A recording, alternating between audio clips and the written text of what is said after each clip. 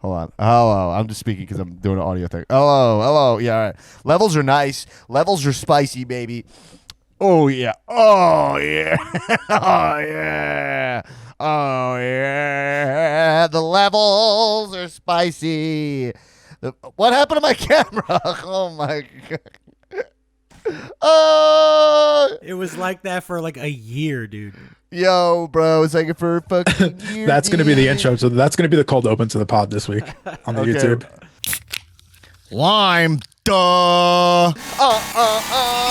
Yeah. Let's do it again, baby.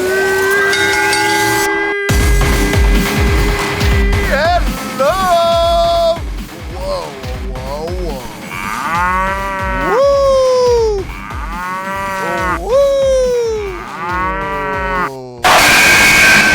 Oh shit! I am now deaf. The buzzer reset. The buzzer level reset. Everybody, welcome to the Comedians of Wrestling podcast, the podcast where comedians dissect wrestling to an unhealthy degree. I am your host, the most viral stand-up about professional wrestling. Yo, Dana's badass, man. Dan Black, a.k.a. Adunsky, a Blackamora. Oh, fuck yourself. A.k.a. the modern day goof and spoof, Raja. A.k.a. Donnie Capri from that time I went to Italy. Being prepared for a night she'll never forget. Around much more. Thanks for nothing. You're dismissed. Bye-bye. Coming at you like Cleopatra, baby, gabba, wee. Gabba, wee, Yeah. gabba, Whoa, yeah, gabba, wee. Gabba, wee, Gabba, hey, yeah. Ooh, yeah. This girl, she's mine. And hum. Damn, she's fine.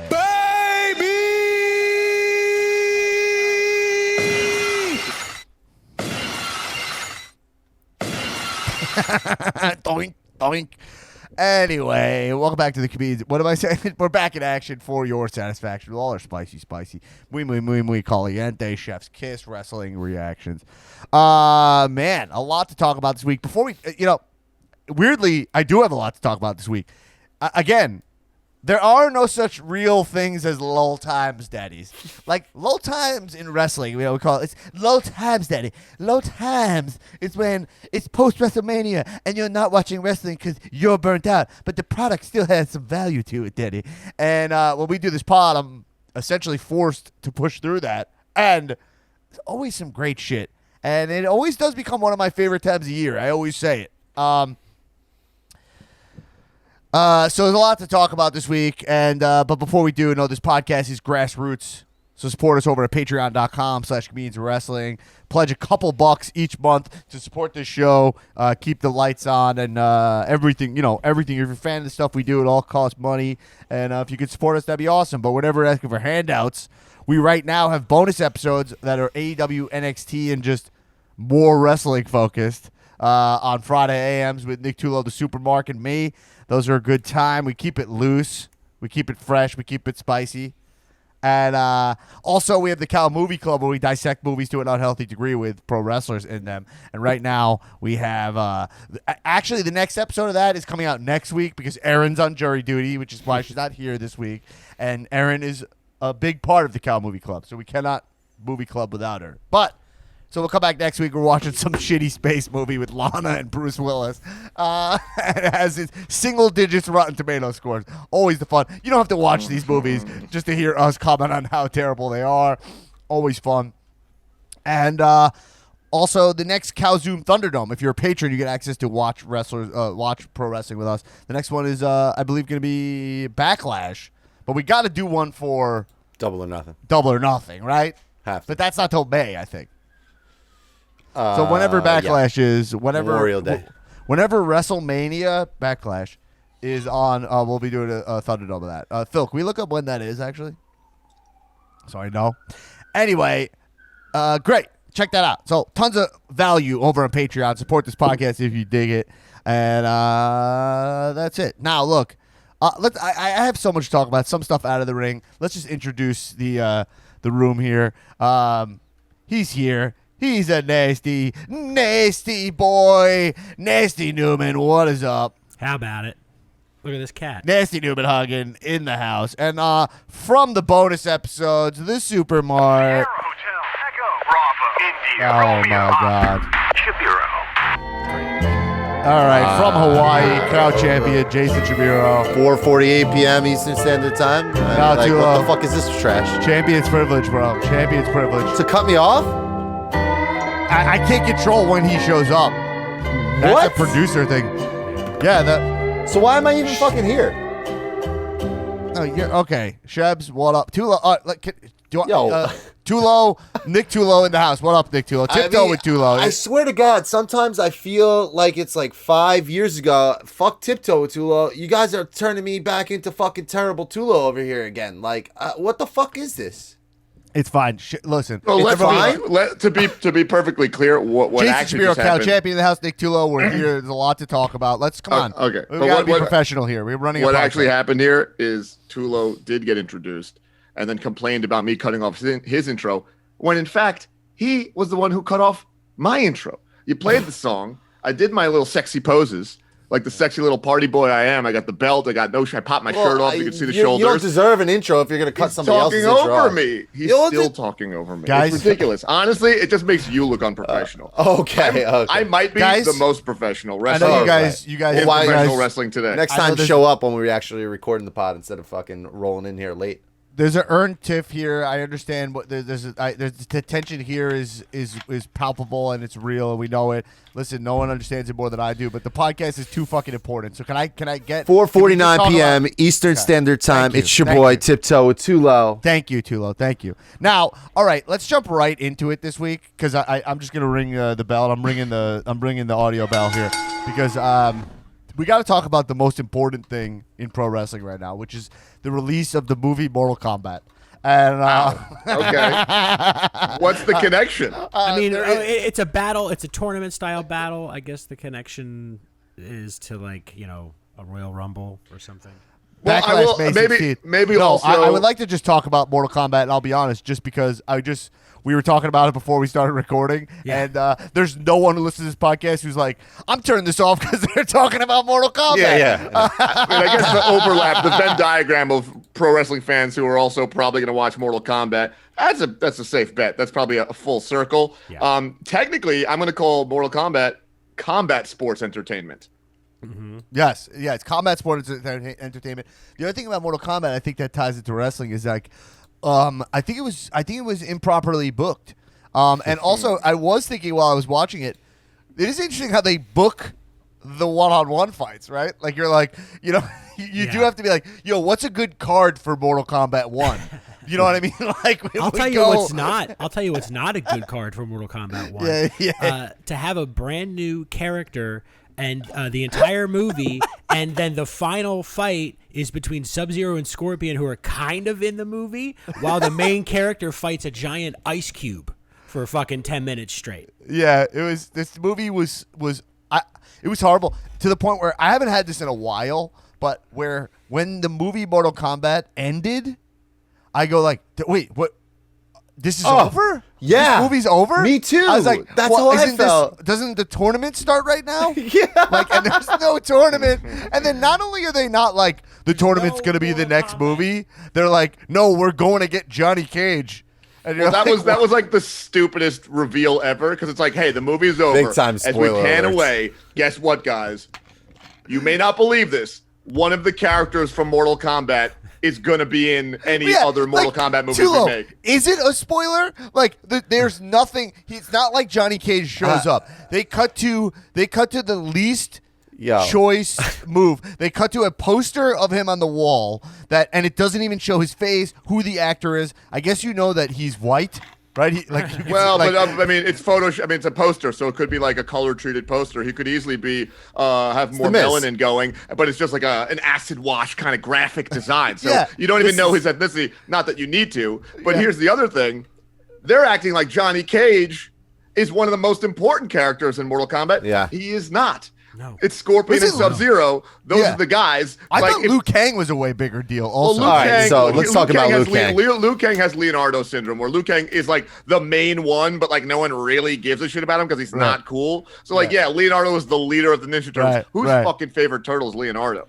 Liu Kang's biggest battle was with his red sash being a little too long, where he had to keep going like this, and like just get it out of the way the whole entire time. I'm like, what is he doing with this sash? I like that the guy they cast he was like kind of like he was like Bruce Lee, Michael Jackson. Yeah, Right? He had like a real Michael Jackson energy. Yeah. But I actually really like that guy because he was like he had like negative 10% body fat. Yeah. I mean, he was as shredded as he can be. I mean, if we're gonna make this about wrestling, clearly the Miz should be Johnny Cage. That's how I was like, That's this is the how we connection. tie it. Yeah. Like That's the connection. the shit was so jank and so bad that like, why not? Like, what's the downside of throwing the Miz in there? You'll just get WWE fans involved. I mean, 100%. I don't. That know. movie should have been casted with all professional wrestlers, and it would have been fucking awesome. Well, but here's the thing. No, I think it First would of have all, been I worse agree. because I think it would have been worse because think about this, man. Like, Well, the they're Miz not sucks in movies. We Good know that. actors, yeah, Yeah. and like I think that the movie was so poorly written and made so little sense, even from the standpoint of like a Mortal Kombat movie, that I think even the Miz would have a problem delivering these lines. But here's it, and this is how we tie it back to wrestling with like a Mortal Kombat, because there was so much like it got so much heat, you know, on like Facebook and blah blah blah, like everyone was talking about it, and it is one of these things where like People lying it to drives themselves, me too. nuts when people are like, "Yo, it was fun." You're like, "Yo, we don't need more fun media. Like fun media is easy to make. It's easy to make like, yeah, it was fun, it was a good time." They're like, "No, we need it to be quality." Like, and why not? Like, what? Why do people just go like, "Oh, I had a good time with it," and you're like, That's exactly how I felt about Mortal Kombat. right?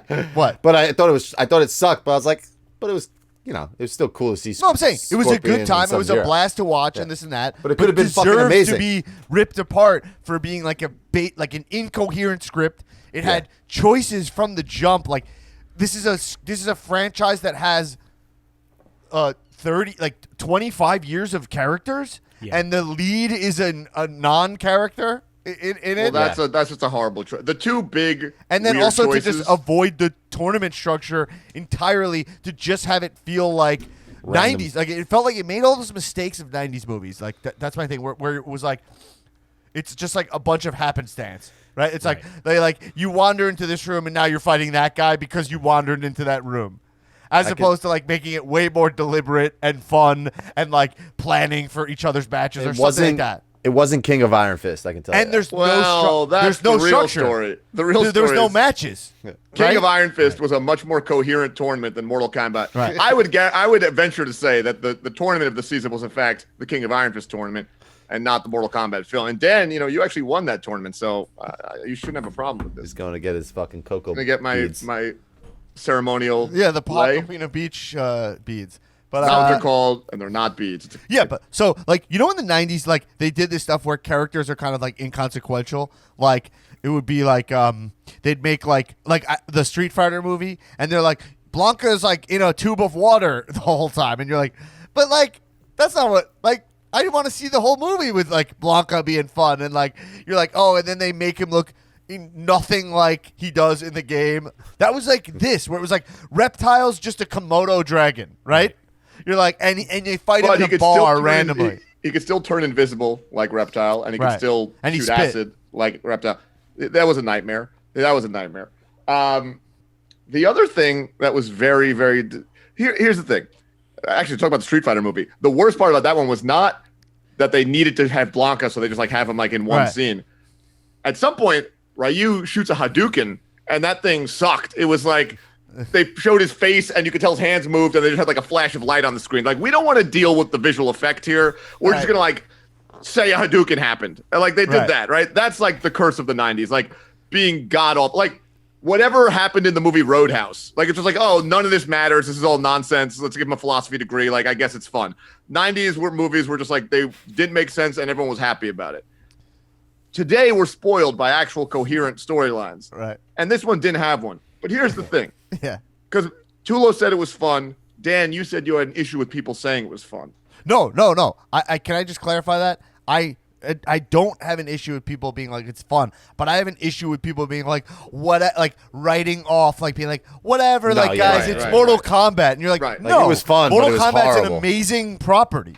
Like it's an amazing property that should be handled correctly, like a Harry Potter or whatever. Okay. Like that's my Okay. thought. So it's like, yes, you can watch it for fun, but fans of it can be upset when you're recklessly using the IP. Like they didn't even try. It's different. Physical error, mental errors. This is all Let me mental interject. errors. Let me just interject. No, fans do not have any right to be upset when somebody does something with an IP that they have nothing to do with other than the fact that they Right, consume. right. But they can be like ever. disappointed, is what I mean. You know? They can voice their displeasure, right? But like to sit with that and be like, I am upset.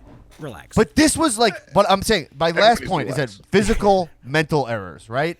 We talk about it all the time. This was all mental errors. Like from the jump, they didn't plan this well at all. They didn't have like anyone in there who understood Mortal Kombat properly. You know what I mean? Like it felt like somebody played the game for a half hour and then threw this movie together. Got you know? it. except for Kano. Kano understood Rocked. the assignment. Save the movie. Well, here's my issue. First of all, I got a couple things to say. The didn't point I was save making it, but before it was is that good. it's fun, and Dan, you're saying like it's not enough for people shouldn't just be satisfied with it being fun. They should want more from the movie. But I will say that I have tried to watch much media, wrestling included, movies, films, great films, shitty films, at night. That's my last thing I do before I go to bed.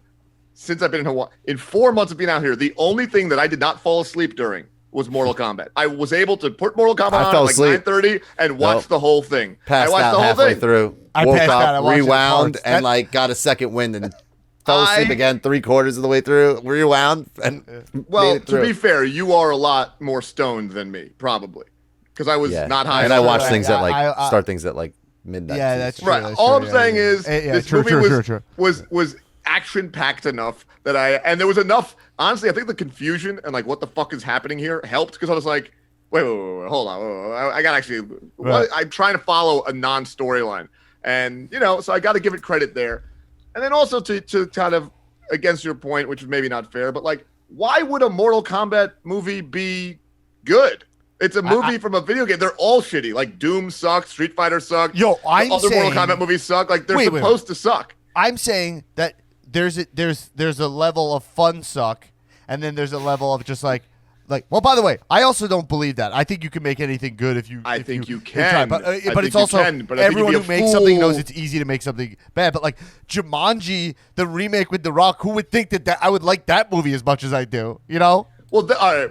Jumanji did a fantastic job with an all-star cast and incredible writers. Like that's a full-blown Hollywood. They put everything It's an behind A it. plus that movie. But I'm saying they put every tool in the tool chest in there. They got Kevin Hart. They got Jack Black, one of the best comedians of this generation. They got The Rock. They got just perfect everything top to bottom. And if it flopped, it would have been like, whoa, that was a huge flop because they put everything they had. What I love His about Mortal weakness is Kombat. cake. You know that?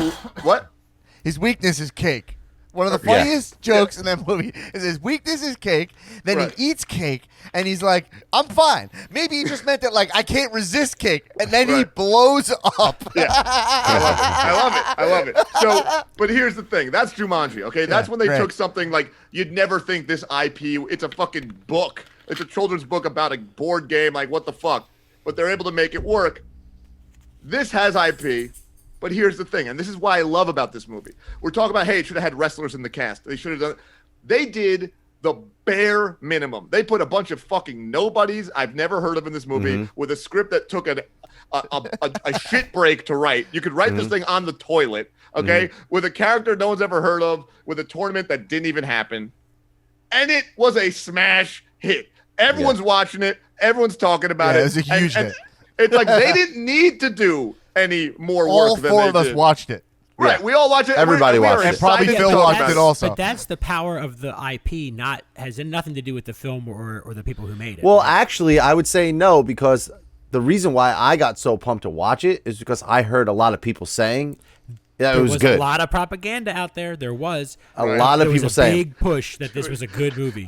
yeah, tell you like what, the whole if we could have- AEW if we could- roster went and saw it. Miro like got them the theater for like roped off, and they saw it, and they all came out and said it was great. I'm like, oh shit, the rest of they're them all were fucking dum-dums and probably on the take, right? I mean, it's promotional. But Yeah. the thing is this. Well, that's what I'm we live starting in a to realize. world where misinformation HBO Max, campaigns- right? What did It you was say? on HBO Misinformation- Max. What did you just say, Yeah. Shebs? That's a TNT with TNT, so it makes sense. I said that Well, see, the they're thing is this. okay. You see, the thing is this, Dan. We live in a world where misinformation campaigns are so ubiquitous and effective that they could trick half of our country into thinking ideas that aren't even real are real. Some people think school shootings never happened and they were just made up by like anti-gun activists. Like we have such a aggressive campaign of distorted reality. I think it's a pretty small order to trick a couple people into thinking a movie is going to be a good movie. All you need is like a couple fake Facebook accounts being like, saw Mortal Kombat. There's also no loved it." consequence for lying about that stuff anymore either. That's the other. Yeah, like part one of the It's like NXT Alex referees Jones- thinks. Oh yeah, we'll jump into that in a second. But like Alex Jones goes on Joe Rogan and it's like it's all good, and like you're like, what the fuck? This guy literally said Sandy Hook had crisis actors. You know what I mean? Like it's like, well, how is that ever something that you're like, oh, like I'll talk to this Well- guy, and then I'm saying I'm down to speak, have a conversation, but you're like, shouldn't the conversation always be, let's talk about that crisis actor thing, right? Like let's talk Yeah. about that. Right. And I think his thing is now he goes like, I was kidding, right? Yeah, He's like, I basically. was kidding. You're like, that's not good enough. Yeah. Like that's not. That means you're done, right? But no, not. Some people are like, here's, you know, I don't know. I will say We live in Mortal a Kombat- wild time. Mortal Kombat reminded me of a Monday Oh, Night yeah, back Raw to Mortal episode. Kombat. Mortal Yeah, Kombat reminded did me. remind me of the Sandy Hook shooting. That is true. It reminded me of Monday Night, like a Monday my Night Raw God. episode, where there's a lot of cool things that are happening, but none of it makes any sense. Yeah, I agree with that analogy. I think it's a perfect analogy. It very much felt like a bad episode of Raw. We're like, Yeah. yo, I like that. That's cool. What the fuck are they doing here? Oh, they fucking ruined it. Oh, this is happening? That makes no sense. That was what's up. And here's the thing. There was a couple little moves that they could have made that would have made this movie make 10,000 times Yeah. more sense. Right out of the, if I give you one note, I if have they one ran too, this go. by me, one script note, because every movie should be run by me at least once before it goes to production. My one note is, okay, everyone loves Scorpion. We want to see Scorpion. We don't have Scorpion. We got this schmuck. No one fucking knows what his fucking deal is. He was We don't in need- hell for a little bit. He was just chilling in hell. Well, Then he Scorpion's came back from hell. Scorpion's from hell. But here's my note. Yeah. My note is when the fucking main character, what's his name? Cole? Johnny Salami, whatever his name. Cole. When Cole, he can't find his Arcana, and he's, well, I don't know, he can't do it. They transport him back to fight to his family. Goro pops out. Goro's chasing his wife and kid. There's chasing his wife and his kid. That's when he finally hits his Arcana from the emotion. Why not have, because I thought this was going to happen. I thought he was just going to say, get over here. Yep, and shoot thank the spear you. out of his hand. Yeah, and fuck Scorpion no sense. Yeah, Goro, man. We all thought that because he started growing those knives, and you were like, "Oh, awesome! Like that's pretty slick." That he's gonna That's- be like that's- the new Scorpion, Right, and then we his- have and old his Scorpion great-grand- cruising right, hell, and- right? So you have the Hell Scorpion, who's his ancestor. Yeah. He's Scorpion, the Mortal Kombat character for this movie universe. It would have made perfect sense. We would have all felt so relieved because it makes sense and it's Right. good and it feels. Instead, he's like, he doesn't even have a cool power. Armor and little. His fucking- power is he can grow a long sleeve shirt. That's his power. His power is springtime layering. Right. It's like, oh, it's gonna get cold. It's warm now, but it might It's get like- cold in the afternoon. He's like, hey, before you leave the house, Cole, why don't you pack a light jacket? And then he just turns around. He's like, I got it covered. Are you kidding me? I am a light jacket. I was thinking of A exactly jacket that. you tuck into your fucking gi pants. Oh man, are you kidding? I am light jacket. I am a light jacket. But that's the thing. That's all they needed to do. And that one little tweak would solve like our two biggest problems of just like, yo, who is this guy out of all these characters? They don't pick like a main character who anyone cares about. I don't know. It just seemed like a no-brainer. Guys, let's move on from Mortal Kombat because of the Force, and let's move on over to. I don't have a song for this yet, but let's see what memes are in Dan's phone this week.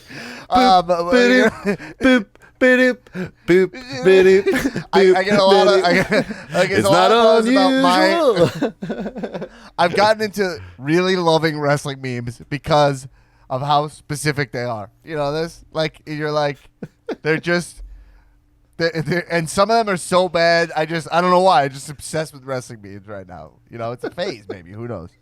So let's see if I have any. I definitely have a couple. They're not all funny. They're just ones I saw. There's nothing to this. It's like I'm in some swampy Facebook groups and blah, blah, blah, and whatnot. And just I just think about somebody took the time to make this. And then I'm like, did they think it was great? Did they, what goes through their head? And then I send these to you guys and I'll have it. All right, here. I got one here. It's Let's show it up to the camera. It's I like when you Is describe there a way it. that we can? Is there a way that we can get this? No.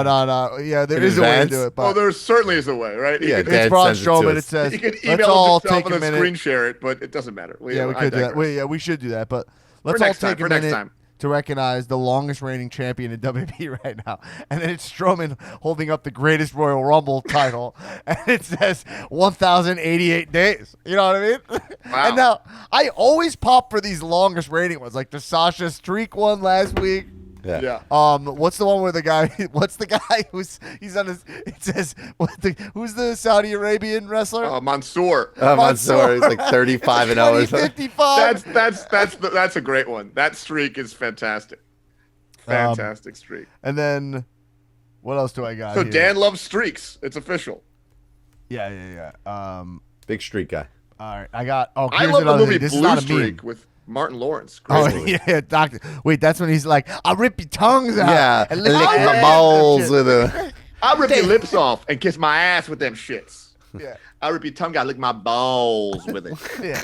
That's what I do. Yeah. All right. Do the move. It's a great movie. All right, we could get back Yo, to the check meme this stuff. out. I got a notice on my phone, a notification. This I'll just show it to you, but I'll read it to you. It says, "New season, season 37 of WrestleMania is now on Peacock." Like it's put into Peacock as season 37 of WrestleMania. Yeah. Peacock doesn't know what to do with They don't even know, WrestleMania. yeah. It's season 37 of WrestleMania. Everybody. Season 3,510 Okay. of Raw. Okay, this meme is a little controversial. Okay, so it's a little controversial. Okay. and it's worth talking about because it's Is it? Well, It because is. controversy creates cash. okay. So it's this picture of Bray Wyatt. Yes. Okay? Yeah. I sent you guys this, right?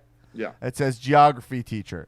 Oh, Okay, yeah. it's the quote. It says, "Okay, class, today we're going to Bangladesh," and then it says this picture, and it says kid named Ladesh.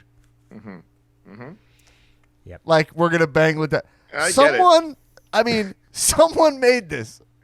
The question Someone is, found this picture. Like, well, let's talk about the origin of this. Did they start with the picture, or they're Yes. like start with the joke? that's the Undoubtedly. question. They started with I the don't know. picture. I don't know that that's true. It could be a guy who was just like, I got this fire joke about No. banging a kid named Ladesh. No, Let me no. type in shocked wrestler face or something. No, But- no, well, we're going with the Bangladesh or like whatever. That's like a known template for a meme. So they definitely started with the picture. Oh, Bray Wyatt looks surprised here. What can I put that? And they pick that one.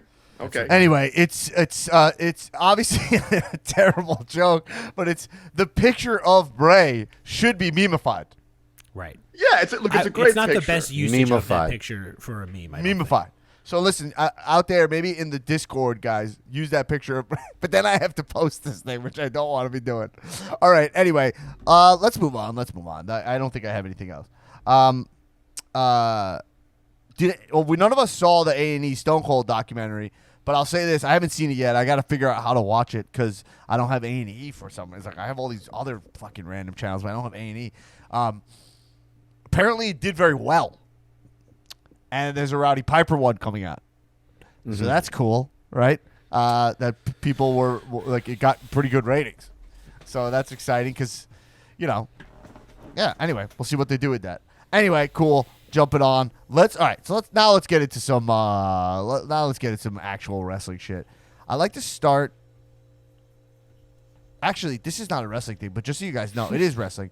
But I don't know if you know this, but apparently there's another COVID outbreak on SmackDown. Really? And that's why a lot of wrestlers weren't on SmackDown this week. I guess that's where AJ. Oh, it probably has to do with Raw too. I guess AJ Styles and Omos haven't been. That's in, what I was on Raw thinking. in 2 weeks. AJ, it was the first guy that came to mind. It's like we haven't seen AJ. Did he You already know? have COVID? Yeah, but he can get it again, and he's definitely know- not getting look, vaccinated, right? I know you can get it again, but I have not heard of anyone anecdotally getting it again. I know you can. He's the first guy that I will be aware of that got COVID twice, which is really like a bad feather to have in your cap, right? Yeah. Well, I mean, he's not taking that vaccine, so No, because you know it's he's just not doing it'll that. kill you, man. This blood clotting. Come on, get out of Yeah. here. All right.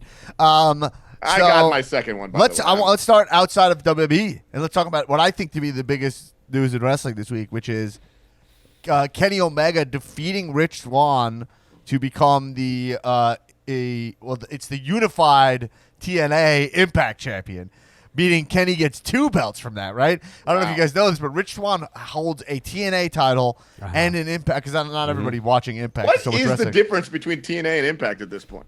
I don't know, but he's the unified champion. I don't watch it enough to Moose know. Moose I brought assume back Moose brought back the TNA heavyweight Right. title, and so when Rich beat Moose, he took that title from him too. He and then was unified holding- those How titles. the fuck are they gonna book a Rich Swann beating Moose ever? Like, You what is wanna- that match? Rich Swann is. You that's the wanna- thing. He's very small. He made Omega look huge in this match. By the way, Yeah, Um, I bet Kenny creates a new title the way like Ibushi did, unified the other two titles. I bet you Why we not? get a new. I mean, what I like, think. to- Who to knows tr- what Kenny's gonna do? Who knows? Well, Let's he's talk about gonna Kenny be right on now. Impact He on has- Thursday. They're doing a party, like a celebration for him on Impact on. So does that mean I have Thursday. to watch like Twitch or whatever? Like, well, how do I watch Impact? It's on Yes. Twitch.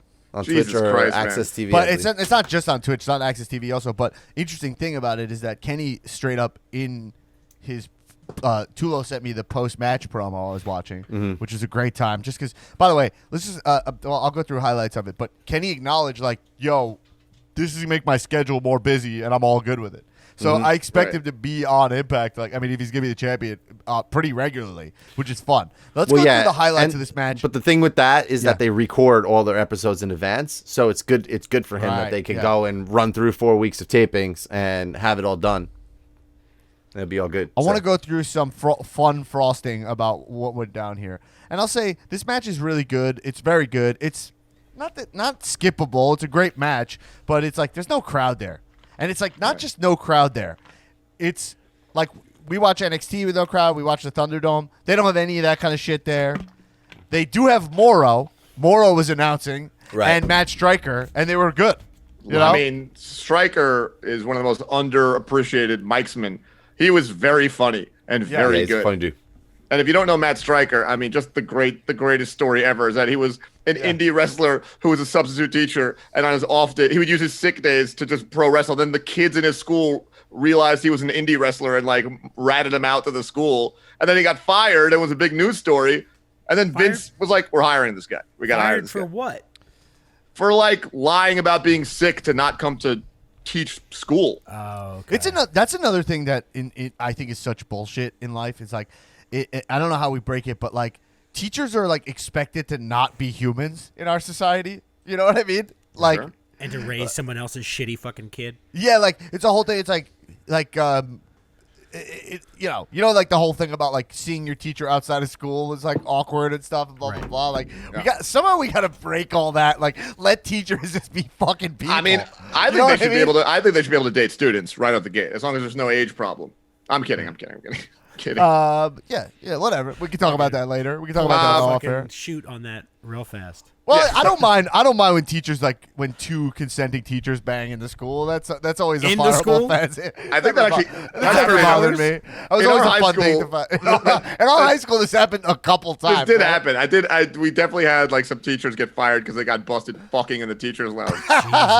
Yo, We if went it's to in a- the teachers' lounge, you should be allowed to fuck. No? Absolutely, kids aren't allowed in there. That's what the teacher's lounge should be. A big It's old called just a orgy lounge. room. Yeah, it's yeah. a fucking lounge. Get I a mean, couple look, hookahs going. It would actually be great if, like, you see your teacher and they leave, like, with a fucking smoking robe, like a Hugh Hefner jacket, and you're like, I guess it was just banging because, like, I had a really stressful fourth period. I had to get a quick handy from the teacher's lounge. And it'd also be funny if it was all glory holes, like it was totally anonymous sex. Yeah, Like the teachers don't even care; they just all bang each other Or indiscriminately. it's like there's a curriculum for it. You know what I mean? Right. You know what I mean? Like this is the all right. Anyway, I believe we were talking about Kenny Omega. a couple fun facts. So Morrow announced that was a blast. Don Callis enters to, I don't know if you. What's the song? Fuck! It's like the graduation song. Pomp and The circumstance. Macho Man, It's Macho Man not. song. It's not Macho Man. It's like. Is fuck. it Vitamin C's the graduation song? No, like no. as we go on. That one. I have it right here. It's not pomp and circumstance. It's not. I know Pomp and Circumstance. It's not. Is there- And I don't 'cause know Pomp and if there's a- Circumstance is Macho Man's entrance music. But that also is the official graduation. That's the official song, graduation man. song. This song is like, damn it. Here. It's right at the top because Callis has his own entrance before Oh, the right. match. Callis is so great. Callis is he's like a so god, Good. He's like- so good. Where one of the was best this guys guy? going. How did I have no idea who this guy was until like this year? I knew This who he guy's- was because I actually liked him. I knew the name. He was the announcer for New Japan, the American announcer, and I Right. was always like, oh, this guy's really good, you know. Right. But I never thought he was. I didn't put together he was the Jackal or that he was like, you know what I mean, Right, like right, that he like. Me neither. Here, this song. Oh, this is the wedding song, right? Oh, Is yeah, this like yeah. a wedding? It's like Vivaldi or something. Yeah, that's a funny song. That's a funny song for him to come out to. No, this is a wedding, right? This is when the bride walks down the aisle, right? No. That's Here Comes the Bride. This Oh, no, is like the groom. this is like this is definitely like a wedding type entrance. This is like the establishing shot of a wedding. This is Yeah. what the quartet is playing. Yeah. In a movie, when we go to a wedding, you're gonna hear that play while Dude. they just pan around the room and show the hors d'oeuvres and show the family. Isn't that not the funniest entrance song for him? This guy's incredible. When I see a guy like Don Callis, Yeah. I go, man, you know what? Maybe it would be super fun to like work in wrestling. Yeah, Like yeah. if you get to be Don Callis and you get to like just cut promos and just be a fucking goof, I don't know. It just One of the seems- things he's doing, and that those guys, the elite guys, are doing that's really fun is they're lying about their box office numbers. You know, like they're telling you that like their draws are out of control. Meanwhile, you're watching a match with no crowd. Like, and they're like, we're the biggest draws in wrestling. We're outselling every pay per view. Now, the numbers are definitely going to be higher with Kenny on it. There's no question. But Right. like, they're probably nothing crazy, right? I'm can't- pretty sure that got a big draw. I think. what is What a I heard draw? and what Like, I a was draw reading. means the house though, right? Like No, well, I'm saying more views and stuff like the more pay-per-view Right. buys. Pay-per-view buys, they're called. Sorry, I'm Buys. sorry. Phil, can we look okay. up the buys, like how good it did compared to like a normal one? Let's go. like Phil. the Impact one. Yeah. Oh well, look, there's no question they're smoking anything that Impact has ever done, right? Okay, now here's a couple more fun facts about this match. Rich Swann, he still has really fun like James Brown style like entrance music, you know, and it still is like a great.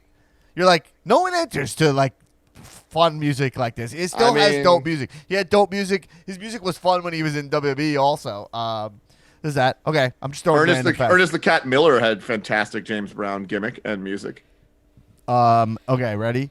Tony Khan is rocking like the Rock style silk shirts now. I don't know if you noticed that. I didn't. And like just straight up being like looking like a rich kid, you know? And he sits front row and very fun because it's like a different version of Vince. Like you know what I mean? Like he's like, oh, he's finding something that's not just I wear a suit and I own this company. He's like, I'm like super rich and I've opened the forbidden door. I love where they're going with Tony Khan, you know? Yeah, that's awesome to like define him as a different type of owner, like a rich kid owner. Well, now that sort of makes me think of Billy Corgan as an owner, because that's also a totally different owner vibe. That's like, yeah, this guy's like a celebrity, like a famous dude who just like had to buy NWA. Let me ask you this: where's this NWA? I mean, the NWA title's still on Aldis, right? Yeah. And that's actually been For forever, like 3 years. right? That's been forever. But AEW had an NWA's women's champion pop in. Yeah. She's still there. Serena Deeb. Is- I think so Serena that's Deeb. As Yeah. NWA, well, I think it was Thunder Rosa initially, and then it switched Yeah, then it hands went like to on Serena AEW. Deeb, right? Right, which is Serena It's Dweeb. happening. As far as I think that's what's Serena next. Dweeb. I think we're going to see Kenny Aldis, right? Yeah. Like that's just what's up. Yeah. I think that's what's Yeah, next. but here's- Aldis tweeted out something that he did an interview saying that he's like the dealer. He holds all the cards. Like, so it was kind of felt like he felt like, and he was making sure that everybody knew that the NWA heavyweight champion was the real title. Is the real deal. So Kenny's going and taking that fucking thing. So back. let's Right. let's talk about Kenny right now, because Kenny right now, just if you don't know, he's the AEW champion, which obviously you do know. He is the Impact TNA champion, which is 2 titles, so that's 3 titles right there. He's also the AAA Lucha Super Libre, Mega champion. He's the champion of AAA as well, Right. which is a huge deal in Mexico. It's just America doesn't care at all about AAA. Well, but I'm so curious. Like, what is this? What is it, this federation? Just is cool, like not having a champion, or does he pop down every once in a while? Like, No, he what's does. going He on? wrestled in their WrestleMania thing. He wrestled against Dude, who did he wrestle? Dragon Lee, or he wrestled? No. What was that guy's name? Tullo. What's up? What was that guy's name? Like Oh, Cupid? Kid Laredo. Kid Laredo. I Yeah. love the Kid Leroy, the rapper. Anyway, it doesn't matter. But No, that doesn't matter. I agree. it doesn't. He's good. He's a little Australian kid who's Juice WRLD's prodigy. It doesn't matter. The concept of really what Omega is doing. If we're really only seeing the U.S. facing version of this, like that has got to be so badass in all these other promotions too. Like I'm not about to start watching TNA Impact all the time. I'm not going to watch AAA, but like, man, that's such a cool angle. Like, yo, this guy who's like, he's essentially, he's undoubtedly solidifying himself as a wrestling god, right? Like this guy, they're letting him come in and rip every crown jewel out of everyone's promotion. That's how good he is. That's how much he's earned. Because wrestling's all about respect, right? And booking at the end of the day is like who they think they have the faith to put it behind.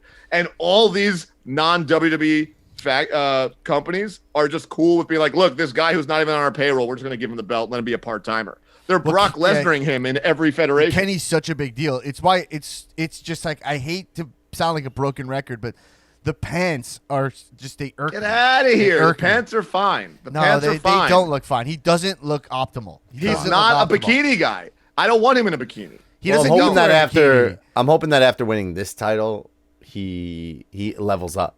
You know, that's kind of like the Thanos thing, right? After every time fucking Thanos got a new thing, he got a new power, Right. leveled They up a are little bit directly more. going with the Thanos thing. So I think we'll get a new version. I mean, the Bucks are changing their style. they're called Infinity Stones, Tulo. What I call? I mean, They're called Infinity Stones. All right, He's what do I call collecting them, Infinity stones? Stones. No, they collect it. No. But this is. You said I mean, the what, things. You said the things. let's just reflect a little bit. Like there was a 9 to 5 summit.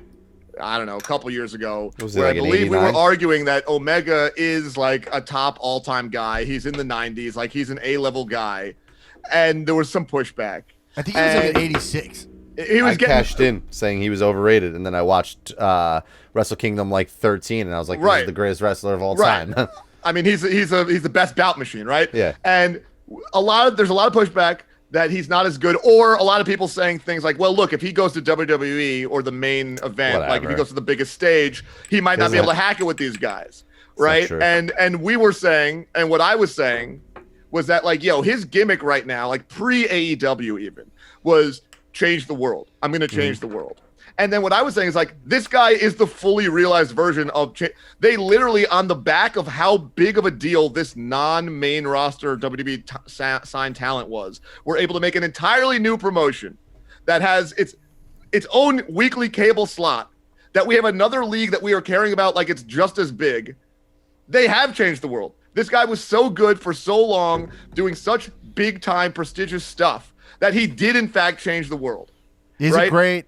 He's made amazing decisions with his career. It's very Right. calculated. And the calculation's been correct. you That know? first year of AEW, everyone had that naysay of like, look, now he's here, now he's on this main stage, and look, he's kind of floundering, he's kind of sucking, and I kind of always have to be like, look, just you can't lose. Like he has it in there somewhere. Well, you know why? Because we're trained to think that way. We're trained to think as wrestling fans for what we've seen for so long that when a wrestler isn't getting pushed, it's probably never gonna happen. And then when it comes at if it does happen at the other end, like, Right. okay, it's but it's so short. It's nothing Right. like what we're witnessing now.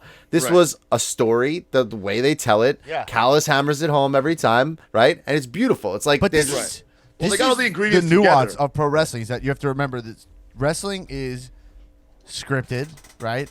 And it goes on all year long. And it is, and what I mean by scripted is that it's booked, it's manufactured. Now it's alive in ways, so you have to follow the pattern sometimes, and you have to go with what's going on.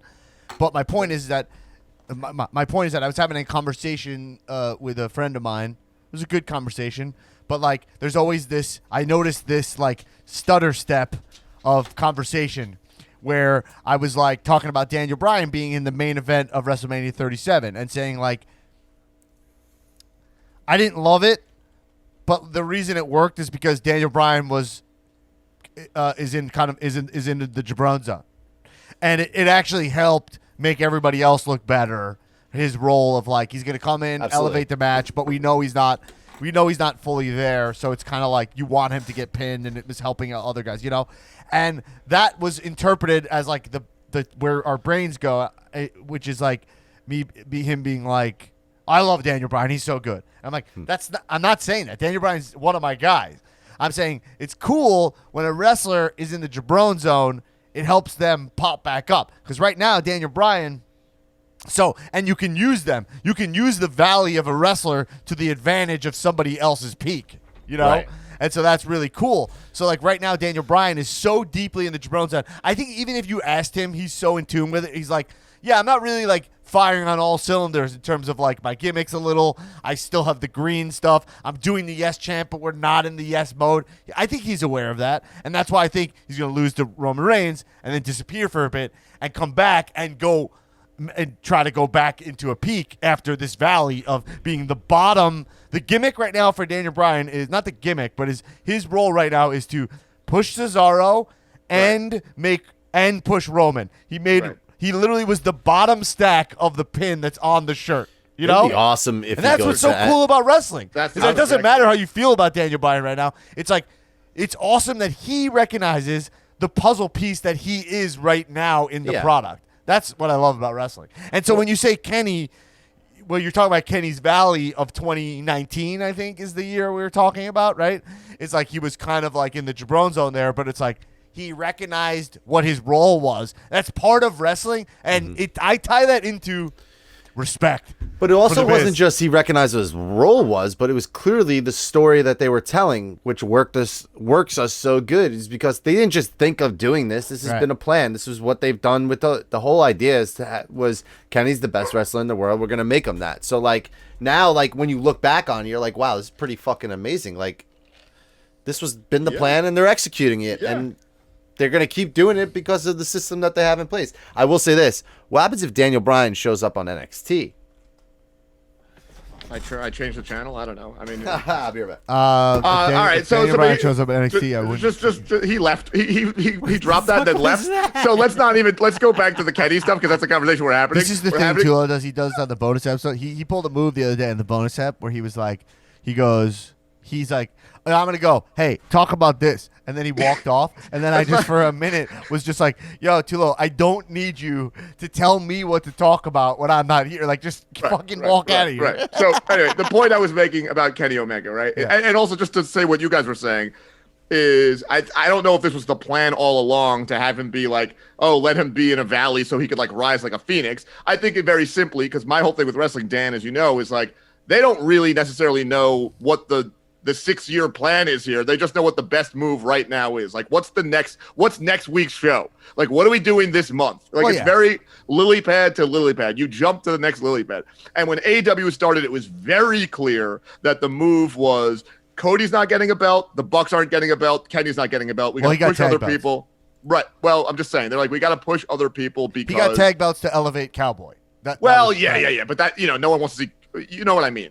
And he wasn't the first tag champ either. When AEW started, it was not on No, it was Page and SCU. Omega, right? Which makes no sense until you realize that Frankie Kazarian has a cigar company with Cody. Doesn't matter. That's backroom politics. The point is That's a fun stat. I didn't even know. Oh yeah, it's called like I know, those guys are boys, but I they're didn't know buddies and they have a cigar. They smoke cigars together. They have a cigar. They got a stogie business together, and so on the strength of that, Chris Daniels got one more run in him. Look, I'm digressing. What I'm saying is, okay, You are that digressing. there was that moment where Kenny was in a valley, a little bit by design, in fact, that they want to put a belt on him, but also he was doing whack shit. He was doing goofy promos and just like being silly. It just wasn't working. And a lot of people were like, wow, maybe this was the end. Maybe this big stage is too big for this guy. Maybe this guy peaked.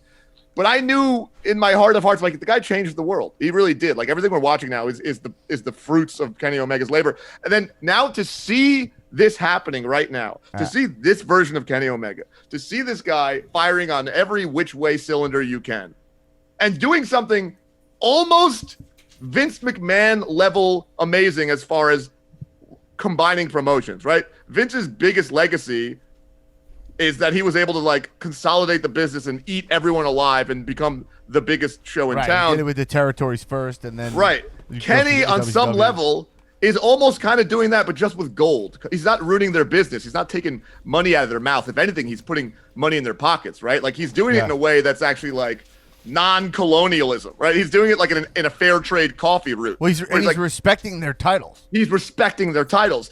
That's the interesting thing. So he's doing like, if Vince is imperialism, Kenny is like a Green New Deal for the whole world or something. Like he's just trying to make everything better, and a rising tide raises all ships. And I just love to see where Kenny is right now, because it is truly like a fully realized one of the all-time greats doing one of the greatest fucking things I've ever seen. It's so incredible. I love it. You love it, folks. You'll have the last word on Kenny Omega. Let's move on over. I want to throw to my man, Alex Newman Hagen. Yeah.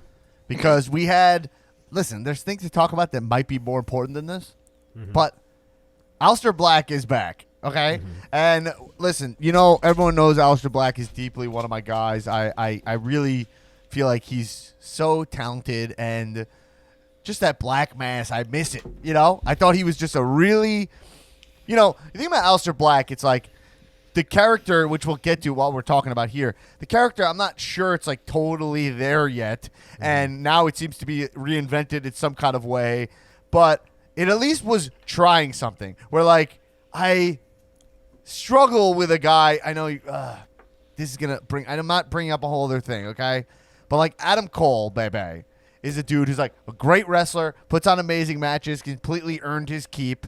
But even this week on NXT, I thought cut his best promo in a long time. And even when you break down what it was, it's not that fun.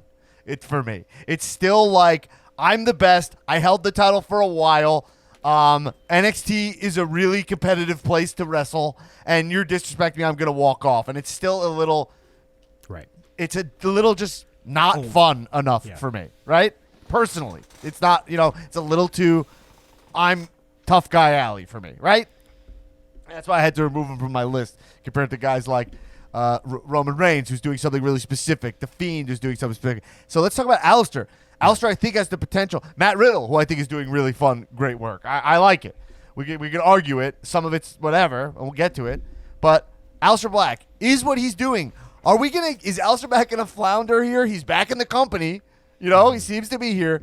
Is this good? Newman, I'm throwing to you because you're our lore guy for Alesiter Black. If you remember, like 2 years ago, he was cutting those promos where he was in the black room and was spitting like some, you know, mythological, come fight me stuff. But look, what's going on with him now? We cut the part 1 of the dragon promos is what they're calling it, right? Was it? This is something where like Alesiter Black from the very beginning, right? Yeah. Even then before that, when he was, Tommy End, right? Thomas Budgen, this guy from Denmark. Fucking in WWE, they've been keep on gilding the lily when they don't have to gild the lily. Right. Like when he first came in, like his look, his entrance, his moveset. That's all the fuck you need. You don't need to explain it. He's evil. He has Satan stuff. He does. They did it. Like it works. It's show, not tell. Right. Then he gets They gets to the main roster. Then it's for some reason he's actively trying to pick fights with people, which is not in line at all with everything else that he sort of just was. before that. So they're trying to add something to it. Oh, Yeah, what is he? What's his he was, thing? He was It's like, isn't it he was obvious? doing like when Biden's like, hey, you want to take this outside or whatever? yeah. Like, Dog, you're a dog-faced pony soldier. yeah. He's like, hey, I like to punch you in the face for that attitude. You're like, that's not at all what this guy's vibe is. Right, right. You wouldn't like proactively look for street fights. Right. That's how they wrote him. Yeah. And so and come and knock on my door, fucking Three's Company too. Like, they don't need it. They don't need to do it, and yet they do it. And so that he had that previous that other return where he was the eye patch? with the eye patch. He's like solid snake, and then they lost the raising of the casket, which is like changes music. So they took away the one thing that was working passively for him, which was his vibe, his entrance, and his moveset, right? They took this away. One of the best entrance songs ever It's in one wrestling history. It is one of the best entrance songs in terms of an actual song in wrestling history. WrestleMania 35, it was so fucking loud and awesome seeing him come out. I will say him In a doing tag this team with entrance Ricochet? with the Hey, with the that was the best he was ever used. Yeah. Probably, unfortunately, with the theatricality of this entrance, like the guitar distortion wail with the raising of the gurney, that all the sum total of those parts is truly one of the best songs in wrestling. Like you're not even gonna top that ever. Like it just worked. He had potential to be the next Undertaker. He's not as big and blah blah blah. And saying he's the next Undertaker, whatever. Maybe that's what Fiend is or whatever. But he had potential to be. Kids show up dressed like him. Kids are in the crowd, raising up, right. And I don't know why they didn't just lean into it's they're so into corny marketing for with stuff, but why not do it for a guy where it's so obvious to do it for? Just go all in on on him, sell the vest with the spikes, and you know what I mean? Right. You're so they take away that, they give him the eye patch. Yeah. Nothing. There's nothing there, right? He goes away again. Now he comes back, and he is reading from a book called, what is it? The Tale of the Dark Father, right? Yeah. He he gives a promo that sounds almost like the beginning of Black Parade by fucking My Chemical Romance. Okay, His that's a father plus for took me. him That's a to plus for When me. I was a young boy, my father took me into the city. woods. Yeah. No, to the city to see a marching band. Yeah, but for Alesiter Black, it's into woods to Oh, see right. That's his some version. biblical punishment. Yeah, whatever that was. So, but again, it's more of the same. It's like they're giving this guy who has a natural vibe something else on top of it for no reason. And I would be surprised if it's going to work in spite of itself, just because he's one of my guys. I have to have faith in him. But yeah, I don't know. This was befuddling. It's very What was big the that he's on SmackDown. Let me tell you that. If he was on Raw, That's a he's great done. point. That is a great point. He'd be out by SummerSlam. SmackDown is way better show. I just have to SmackDown- see what they do with it, I guess. Here's the only thing I say. It's SmackDown. I think it has potential. I think in that IC division, I think he can make a lot of noise there. I think it's a perfect place for him to be, especially with the talent that's there. But if they're really smart, they'd bring him back to NXT ASAP. Because him and Karrion I don't Kross want him in- would I put mean, on a promo. Why wouldn't you want him? Why? It would be, He was one of your guys when he was in because NXT. It's time for him to be a star. He's like Yeah, but 38. he's It's time for him to be a star. How many He can be a 4-year-old star. rookies does He WWE can be a need? star in NXT. Like, it's time They're to not push the rookies guy. there. If you watch NXT, it is way better, Yeah. the wrestling Yeah. and the things that are going on than it is on Raw and SmackDown. Why do they have to go to fucking Raw? He could be on NXT. You can't I control. think- because you I think- can't control the structure of WWE. Whether you like it Because or there we're is not none. Vince. The main roster is still the marquee place to go. You're still paid more. That's still where the WrestleMania matches go. Exactly. If anything, WrestleMania NXT doesn't happen for NXT. Right. It happens for the main roster. I keep trying to tell you guys to continue to think of NXT as the developmental. It's not ready. I do. It's like a half-baked That's thing. not true. That's But not also, true. It's so wrong. bringing back someone down to NXT, which they did and was very fucking cool when Finn did it. That was awesome. All right. Okay. A former champ coming back down. I like that. And I'm actually worried because wrestling is wrestling that they're going to hit that button about 7 more times than they need to And they do should. it with Alesiter. No, because then it's not magic when they do it as like a fucking stock solution because it doesn't really solve Aleister Black because at some point he's going to have to go back up there. He's going to have to go back up to the main roster at some point. I think that going back down to NXT is like the safe step of quitting and going to AEW. I would rather see him quit and go to AEW. I totally agree. Going to NXT now that AEW is so much cooler, I wouldn't say that. Going to NXT feels like you should have went to AEW. Yeah, it's a safety net. No it's like, way. No way. Not for the women, by the way. I'm talking about men because women's about wrestling how awesome in NXT he is was. way better. Think about how awesome he was in NXT. And how awesome he could be in NXT again. Like I'm going to pause. no I agree with that. Too. We're all agreeing. I agree with but you. I'm saying the conversation's irrelevant. Right. He's on the main roster. No, it is because right now, clearly, if we look at what's going on right now, clearly they're rebranding him. They spent money and time. This package looked really good. That the animation was sick. It was Very Japanese nice. style animation. Yeah. Very nice package. It looked exactly like in Japan. There's they have these virtual, they're like kind of like virtual reality style rides, you know what I mean? And that's the animation of like every single ride like that, you know? And it looked just like that. It's beautiful, you know? I think it's Japanese style, right? That's what it felt like. I don't know exactly, but it's animated and Japan does a lot of animation. Like paper dolls. Yes, like paper doll. I'm not versed in enough, but it had like a Slender Man vibe in there as well. It was really fun. And then the set design looked awesome compared to when he was literally behind like a crinkled black sheet that was clipped to a stand. This was like the lighting was awesome. I think his glasses were kind of cool. I kind of dug them, but I want to talk about that when you're done with this point. I got to talk about the look. It has a lot to do with SmackDown being on Fox. But Newman, Fox will invest in that stuff. I agree, Newman. That's a good point. The production value on Fox is way better. But Newman, just from the Dragon thing, 'cause I didn't follow it. Did it do anything for you from a place of Spooky Boy, a Spooky Boy place? You know what I mean? No. Because you're our resident Spooky Boy, biker boy expert. I mean, you know. Does it have potential to be cool? Yes. Did it in the moment, check my boxes? No.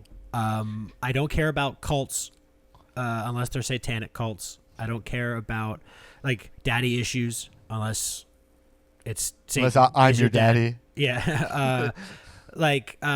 We'll see. It was also like whatever Adam Cole's tough guy alley promo. This was whatever. This is daddy issues alley promo. It was always it's the same thing. It's you people out there are the problem. I'm here to fix it. You're sinners. I'm gonna wash that. It's tired. Yeah. We've heard this a billion times. It felt, and also it was not super coherent. Right. Mm-hmm. It was like I thought he was training me to fight the dragon or something, and now he's training me to become the dragon. I'm like, what is your dad put you in a dogfighting ring? I don't know what's going on. It seemed a little bit like they were faking the funk, like they were trying. Why are you rebranding a wrestler who's already branded? Right. Exactly. Well, they're gilding the lily. They continue to put shit on this guy who doesn't need it. They're continuing to put gold leaf on top of a beautiful flower. Right. Celebrations of life and death. He sounds cool though. He sounds absolutely. cool. He could do it. Production value's good. Because it was too little with the audio in the back to and the fire. But as I grew older, Father became colder and more distant. All right, we'll see where it goes. I mean, it is part one. My dad used to take me to these celebrations, and we see a person being killed, and he could deal with it because he was too young to understand. But then he got older, and now his dad's distant and being weird, and it's when the Undertaker, how far into the Undertaker's career did they then decide to explain what the fuck was going on? Years, right? It's almost Did they? Wait. Did they ever? It was because eventually, in the late '90s, they were oh, Paul Bearer's his dad, and he has a brother, and this is they burned the house down.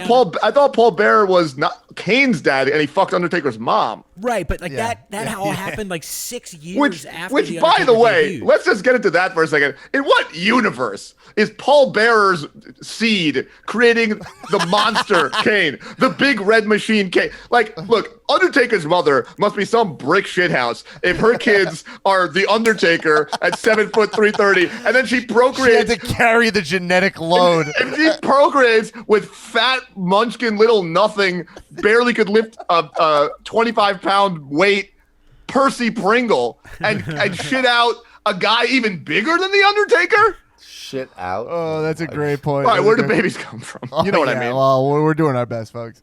Paul Bear, and by the way, like Paul Bear, what an asshole. You managed this guy's career.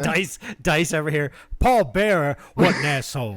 This has been on my chest for a while. I'm just saying, he basically was like a father to Undertaker, like a brother. He's gonna soil his mother. He's gonna have sex with his mom when he's on the road and have a baby kid. Of course, Undertaker's gonna burn that kid alive.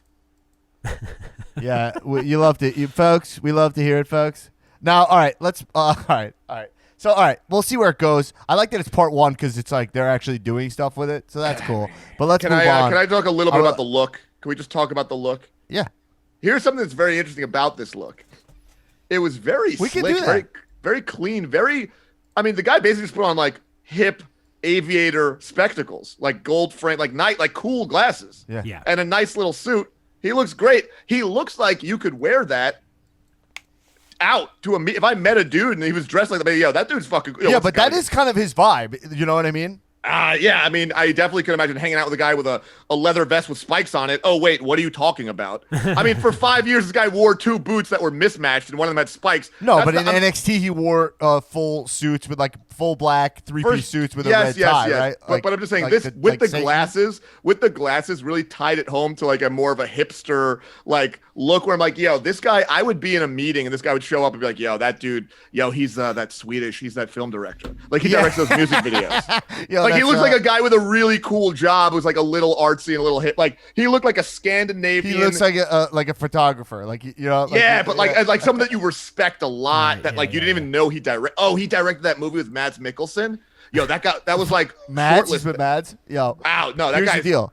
he's a cool guy. You can imagine he's walking through like a lobby of a hotel and like someone's just like, oh my god, I need you to photograph me. No, not. But they're just like, yo, did you see like however they would talk about Billy Walsh and like, yo, his like that indie film he did, like you didn't see it, but like you have to. It's What really was his good. indie movie?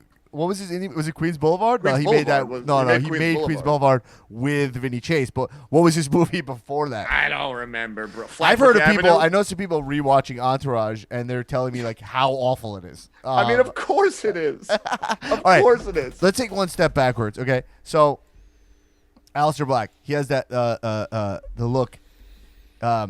He's got the name because, by the way, when people change their names for wrestling, sometimes it's a nightmare. Yeah. I mean, T-Bar and Mace. I mean, this guy landed on Aleister Black, and it is perfection. Oh, that's a great sick name. My point Anyway, about go Aleister ahead. Black is he fits into my category of like dudes who I think are like chicks should all want to bang him. I mean, he's but probably they don't. Closer, I don't think. I think no. He's probably closer to that than anyone else you've mentioned. Well, right, look, yeah. Here's the thing. Aleister Black, that's a He does real have a mohawk. Yeah, it's a specialty piece, okay? He's got a mohawk. He's His covered back in tattoo tats. is literally the Wicked Witch of the West, right? Right, he's got a full body of tats. Like that's not every person is going to be attracted to that type of person. Certain people find that's what I call a specialty piece. Are we hitting the hot guy detour right now? We have to go there. When we are. talk about guys, when we talk about guys, It's the hot guy detour. I think the thing Did I ever get one of those? I sent it to you. You never used it. Oh shit! when All we right, talk I'll about edit like it out. your Drew McIntyres, that's a guy I look at and go like, wow, I'm shocked that because to me that's like the peak of the platonic ideal of a male physique. Like that is just raw sexuality, just enough hair. That's on his chest. shock. Yeah, right. It's full head of beautiful hair, Yeah. chiseled body, jacked physique, like over 6'4", whatever, just, Scruff. like everything. And that's shocking to me that more people are not sexually attracted to that. But I guess what it boils down to is like not everyone wants this like full throttle overkill masculinity anymore. Like people like a more watered down They version. really don't. Like you gotta listen. You gotta throw some glasses. I've seen it too. I've seen it. Like the dude who like makes like my meal company, who's like also like he makes the food for like Roman Reigns and Edge and all that. Like this guy is like so jacked, like so fucking jacked up, right? But then like you just see him, he throws a little reading glasses on there, and you're like, those can't be prescription. That's just because you're trying to nowadays blow. you got to tone down. You got to tone it down. It's too much. You're trying to meet a nice girl. You're not trying to, people be scared. I rewatched Blade Runner 2045, and with Batista, he puts on those little tiny 2049, bro. 2049. No, I watched the prequel. It has the the prequel is called Blade Runner. The prequel is Batista going to an optometrist to get those 4 glasses. years earlier, 2045. Yeah. I have astigmatism. I have astigmatism. Give me what I want, which is I need like some medicine or some glasses. Do you have glasses from like 1892? That's kind of crazy. That's like Batista's defining wrestling line is that like, give me what I want. Yeah. And it was his last run. He didn't really have he wasn't known Yeah, for his but promos. I'll say this though. I watched a clip. They posted it on WWE's Instagram, and it was Batista versus Randy in a cage match. Mm-hmm. And Batista's so fucking big, and then he hits him with the power bomb, and he goes like nuts, and you're like, Batista's even I thought he sucked during his whole run. Right. And even when you watch him, he's a lot more fun than some of these guys now. Well, but but Batista also was so like he was 10. It's the Hot Guy Detour.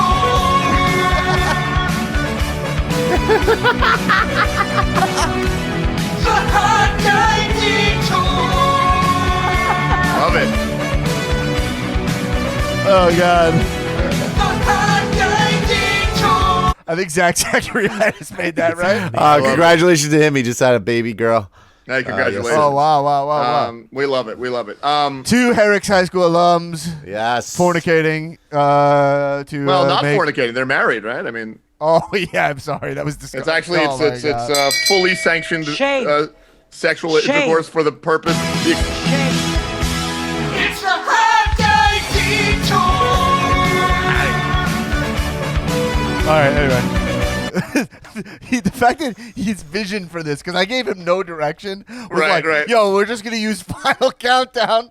That's It's got the same syllables. I said to him, I said, we got to use fucking Hot Guy Detour. We got to make a song with it. And he's like, all right, do you want to make a custom song? I was like, I was thinking Final Countdown fucking music or something. And we got to that. We used like 2 other songs, and then we landed upon 5. It's awesome. Oh, great it's work, great. guys. Dude, I wish you reminded me. Anyway, all right. But we're talking about Batista. Look, when Brock Lesnar first hit the scene, I had never seen a person who was that like I was. It was his traps were like right. It never because Lesnar now is a sight to behold. Lesnar at like 25 is like it's ungodly. It's nuts. It's like it's disturbingly, breathtakingly impressive, and he was so muscled up. And then Batista showed up, and he was also like just fucking rippling, bulging muscles, but it was grosser and less cool looking. It like was like yuck. Like it wasn't. He didn't have the same dimensions, but he was still had that much muscle. And just having that, like Vince is right. Like having that much beef, it just turns some heads, man. It just feels important. That's what they should make Raw. Like, honestly, Raw should just be that show. Like, I mean, with T-Bar and fucking Mason there, too. I mean, let me tell you something, man. You put T-Bar and Mace Keith Lee, next to Randy Lesnar, Orton. But if you put them next to Lesnar and Batista, these guys look like dad bods. They look like dog shit compared to Lesnar and Batista. Batista, go back and watch The Animal at like fucking at like WrestleMania like 23, 24 zone. Yeah. You know, he's so fucking big. And then while you're doing that, go watch Triple H at WrestleMania 17. I mean, Triple H is the guy. It's the Hot Guy Detour. No, hold on though. No, time out. Right, this is not a hot guy detour because I don't think any of these guys are attractive. These guys are not hot. This is the genetic freak show detour. The hot guy detour is like, why don't more people want to bang Alesiter Black and Drew McIntyre? We're talking about beef, baby. We're just talking about beef. All and right. Triple H is a guy that when I go back, I didn't realize at the time how enorm this guy is. He was Triple H He got real big. He got real big. Triple H kind of gets like people. I don't know. You don't think of Triple H as big as Right, he but really again, was. He's the biggest guy out there. He was that wasn't because it wasn't his gimmick. That's the thing. When it's Batista, your gimmick is that you're huge. When you're Lesnar, your gimmick's that you're huge. Like Triple H was still Triple H. He just became enormous. Triple H is the prototype wrestler. I'm talking about pre him being a suit, right? Is the prototype wrestler of what I don't like. Okay? Right. It's like that's the exact kind of wrestler, and that's all NXT is. Almost all of it is like we are fighters, and that's the base reality, That's not and true. that's it. No fun with the reality of That's pro not wrestling. true. It seems a little off. It's not true. You're not watching. Did I you am. watch this week? So you I can say did. that after this week. There's a lot of really good storylines Tell going me on. the There's stuff. a lot of fun happening. Like the they Johnny do Gargano some fun stuff, the Indy Gargano Hartwell is stuff. fun. It's fun, but it is still like a little tame for me. Where I'm like, I don't know. But they had a fun thing going, which was Velveteen Dream. That really, and Alesiter, that was stuff that that's. But listen, this is my style, and there's room for Triple H types. Totally, you need them. You Can need we them. just reiterate Yeah. what happened in Velveteen Dream, because he is my favorite guy that has been lost to his own Devices. disgusting behavior. I mean, That's legally we're only allowed to play that one beat of his song. I miss that guy so. I mean, what exactly did he do? It's just We do this every when he's fucking so week. good I'm that so he's so tired of good that talking you about want this to guy. it's not worth talking about because I wanna forgive him. Nothing good can happen because I wanna forgive you him, want to forgive him, but I because can't. he was so fun. He was I so can't fun. forgive him. I can't forgive him. That's He a shame. basically pulled off like a full-on sexual predator Prince gimmick, and then turned out to be a sexual predator. I don't know. Oh, I guess he did kind of have that as part of the gimmick too. You got to Yeah, I listen to mean, these people when they tell you who you are. You got to listen to them. When somebody tells you who they are, believe them, folks. All right, let's move on for a sec. Talk a little bit about. We can quickly run through some of the stuff going on Raw and SmackDown. Well, we talked about Daniel Bryan and all that. Well, let's just give homage to, not homage. Let's just give props to Roman for just another great, great week for Roman Reigns as the guy to beat, as the top guy. He feels like it. His promos are just like, you guys suck and I'm awesome. And on top of that, instead of just being like, I'm the guy to beat, he's also huge. Yeah. An absolute stud. Yeah. No, we're not. All right, no. We don't need it. Roman is so fucking hot. Okay. You know? And I I always said he's like a Samoan. He's like a sounds like we Samoan need it. Hemsworth. He's a Samoan Hemsworth. He's a Samoan Hemsworth. That's a great one. That is great. Now that, and then also on top of it, he's the fucking tribal chief. I love Yeah. that. He's the I mean, fucking needs to head be of on the Raw. table. He has He a needs to be on really both shows. Clear, workable, cool gimmick. It's not a big veer, but it makes him more interesting than I'm like, guys, I'm awesome because I'm wearing sunglasses. You want Right? to counter book AEW. You have Roman go over to fucking Raw after whatever this fucking Right. backlash is. He goes over there. He says, "I'm taking this fucking title too," and he just and he's on. You need to have him on both shows. He's undeniably must-watch television, and if they could do it on SmackDown, they could sure as hell tell some real good stories with that roster on Raw with him there too. So, I think have him win the fucking Raw title as well and be So double fun. champ. And also, this is amazing where Roman can really carry his own right now. So it's putting Heyman in this amazing spot. Yeah. Where Heyman is kind of like the Don Callis role. Where, I mean, what I mean is that Don Callis has his own thing going because Kenny can hold his own also, you know? Not in the same way Roman is right now. Just Kenny's cutting fine promos, but he's leaning. I'm just saying Kenny is crutching more on Callis by design than Roman is crutching on Heyman. Heyman Right. is literally just like almost like a fucking barnacle to the Roman Reigns boat. You know what I mean? But then Heyman will cut a promo backstage just saying about how much he likes Cesaro. Like, you know what? He's like, Yeah. I love Cesaro. Like, he's so great. It's just like, Roman Reigns, like, what are we talking about? You know, and it's so good. It's so good, you know? Heyman, what I was going to say, shit. We'll come back to it. When you think of it, let me know. We'll always pop back to Heyman. It's all very We got to talk about the main attraction of SmackDown, which is Cesaro wearing his Instagram handle on his jacket. Like, do you guys see this move by Cesaro? It has the Instagram logo and then says WWE Cesaro. That, like, Oh no, I didn't see it. Yo, he's just straight up like, I'm here Yeah. for followers now. Like, Yeah, I'm in yeah. the main event right now. But God, do I love what they're doing with Cesaro. Hopefully, he's just god awful. Why does the guy ever even hold a microphone? Yeah. He held the microphone this entire show. You know? Yeah, I would say what I was gonna say before was that what Roman has done with Heyman and Jay is that like you kind of have to, they make you go through like leaps and bounds to get to Roman, and then by the time you get there, you never had a shot. You know, Jay beats the shit out of you. Heyman makes sure that he like throws up all the barriers and walls in the way, and then by the time they get to Roman, like what's the point? You know, like, and that's what kind of Heyman says. You really want to do this? You want to? It's like you want to go through the legal process in order to get a match with Roman. Like we're gonna tear you down. You know, it's I'm blown It's away. great. It's by all it. working. It's all working. Yeah. Here's the and I know we kind of pivoted to Cesaro, but because we're back on Roman, there's one thing I didn't want to say. I didn't get to say, and I guess and I guess the Cesaro factors into it.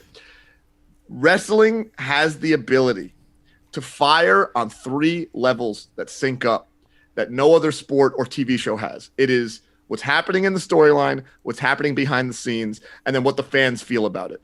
And when all 3 of those things layer and work in unison as one harmonious push, and it works, like Daniel Bryan's WrestleMania 30, right?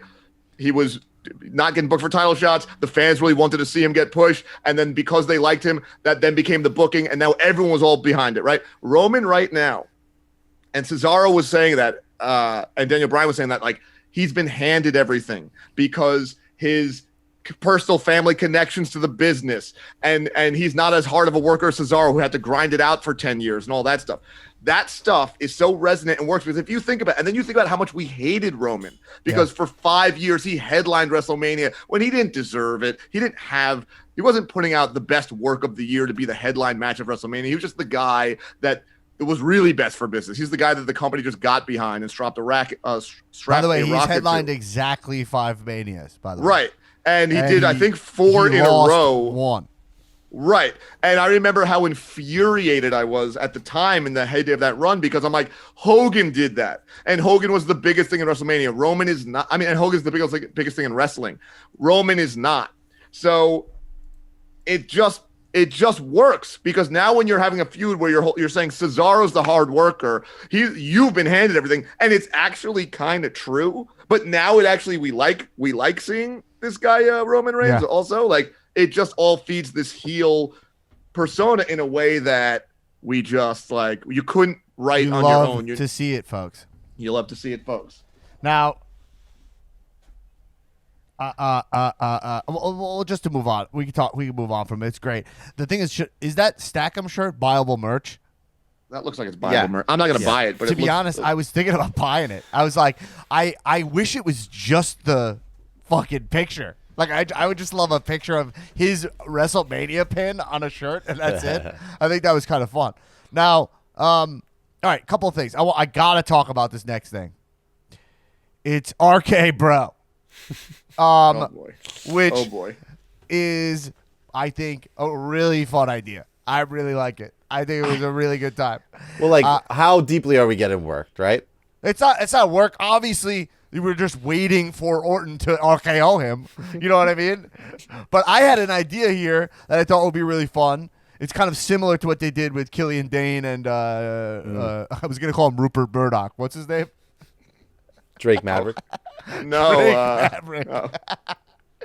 Yeah, but Rupert Murdoch.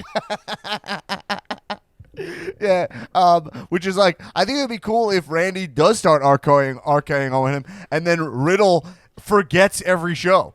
He's like, "What's up, bro? We got a tag match tonight." He's like, "Yo, I turned on you," and he's like, "Oh fuck, I thought that was like for fun." Like, I think that'd be really fucking funny. That'd be amazing. Yeah. I can't imagine them doing that. That sounds crazy, but I love it. I love that Well, I idea. mean, It doesn't have to be like 50 first dates. It can just be like, "Yo, man, like, sorry," it'd be like, "Yo, we're cool this week, right?" Like, you know what I mean? Like, we got Right. great chemistry, man, because they keep winning matches. And he refuses to acknowledge the heel turn. Like, I think that'd be a cool idea for Riddle. He's like super high. I would love that. No, This has AJ and Omos versus Riddle and Randy written all over it. That would be really fun. I don't know where they go with this, or it just leads to a feud between the two. Like, I don't know how long they ride it, but you're probably right because of the time of year we're at. Why not milk it for as long as we can? Who knows?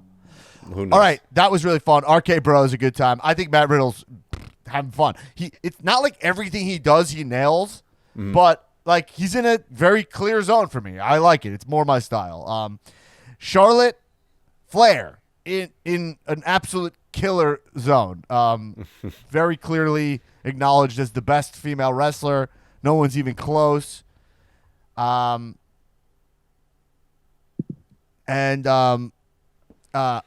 thing I just wanted to point out from this segment was it was cool. It was like fine. She made the guy apologize, blah, blah, blah, whatever.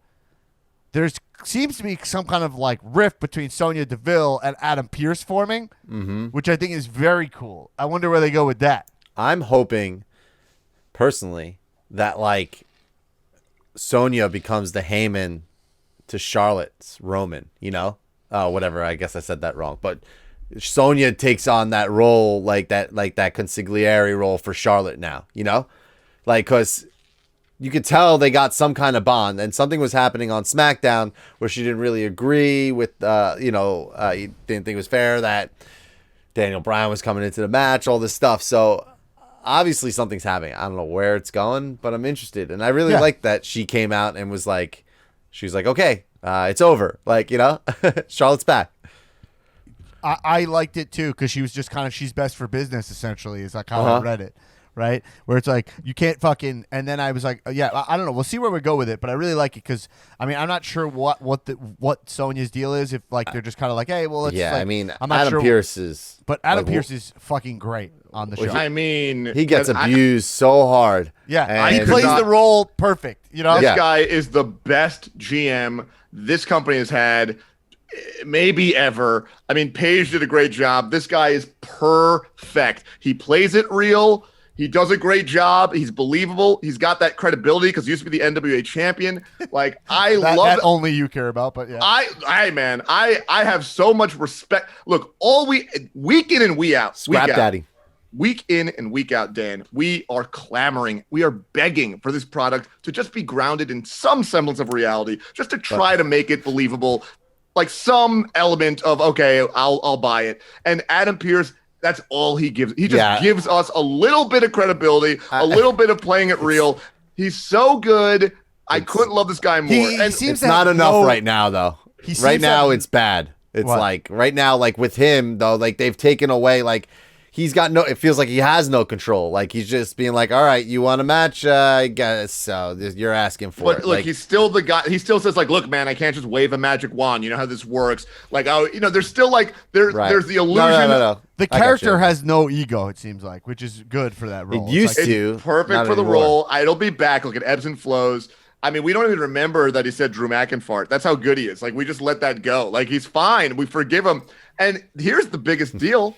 He's the GM on Raw and on SmackDown seamlessly. And the winner of that match will go on to face Drew McIntyre for the W.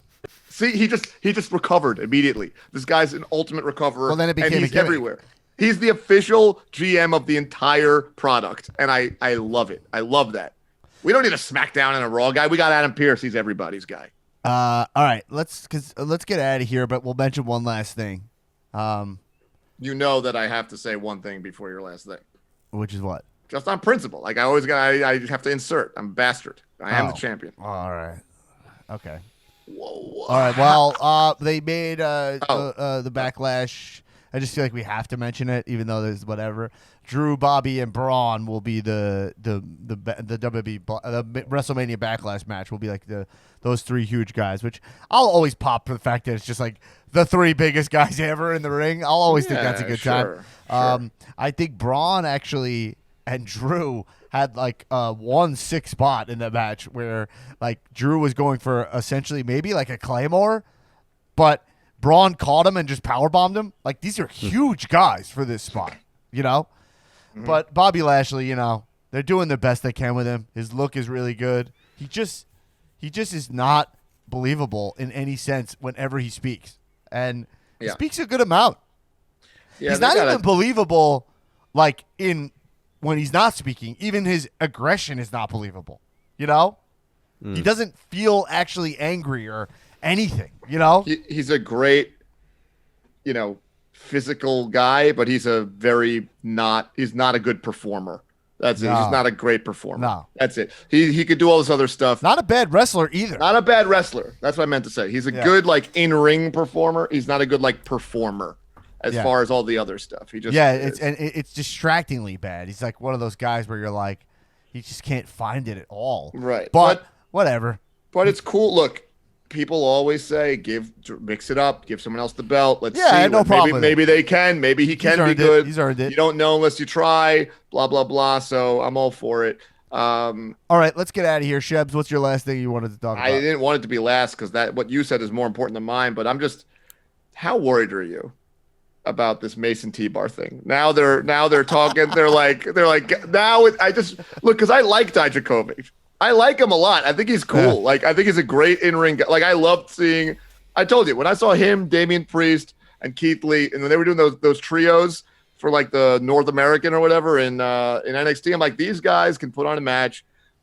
And this other guy, Dio, I mean, he's fine. I don't know much about. I mean, he was an announcer one time. I was like, what the fuck is this? But the point is, now they're like, hey, we have no allegiance. We have no business. We're not with the Hurt. They're saying, look, Retribution done.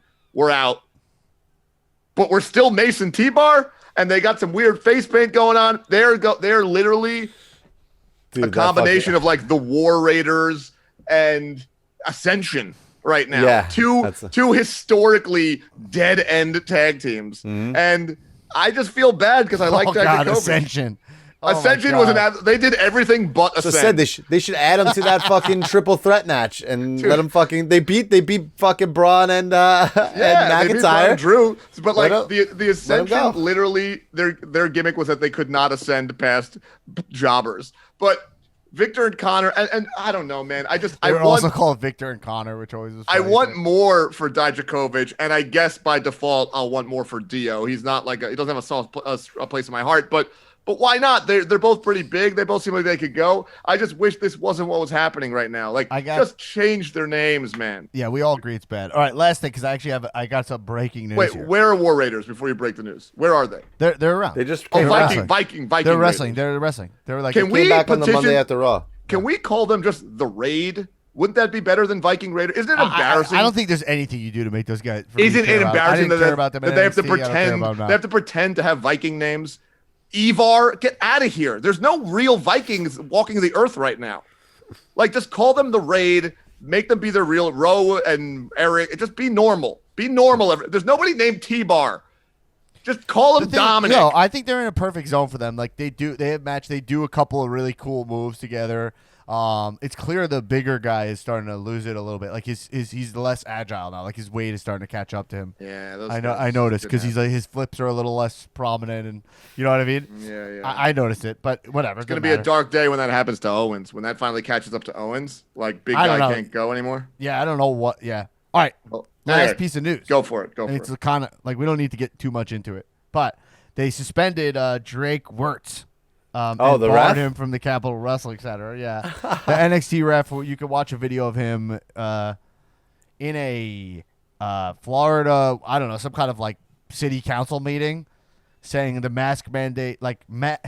What's his argument? His argument is that masks make it easier to abduct children.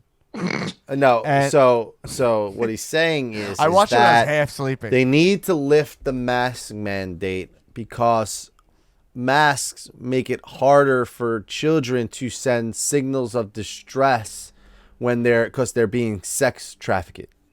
Oh, right. So- he's going full So QAnon he's sex saying trafficking. and then he gets emotional and he's like, okay, I'm sorry, I'm getting emotional, and he's like, if we can't see their mouths, then we can't help them. And then there's a huge applause, right? What Yeah. state was it? Where was it? Florida? And Where no, was it? where there's do a you think, huge bro? applause. Yeah, Florida? There's a huge Yeah, applause Florida. and he's in his NXT shirt. He's an NXT ref. Oh no, he's wearing an NXT shirt. He has an collared NXT shirt. Oh no, that's not Yo. good for the product. I think Yo. he did it on set or something too, right? There was something Probably. that said he was backstage at the Capitol Center. Can I ask you guys a question? Maybe I made that up, that part. Can I ask you There a was a question? huge applause, right? And then they immediately cut to the like. No, the legislators who were applause like, came. Hey, the hey, applause.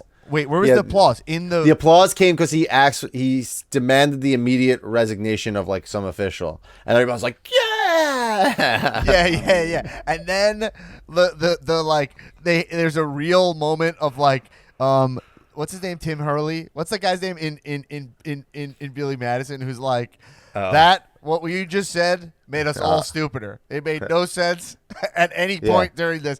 This is what the guy does. So it's like after cheering, everyone's like, and this guy's thinking he's having this like Braveheart style moment, and then they're like, I just want to say something right now. Like that was ridiculous. Like I mean, like you're.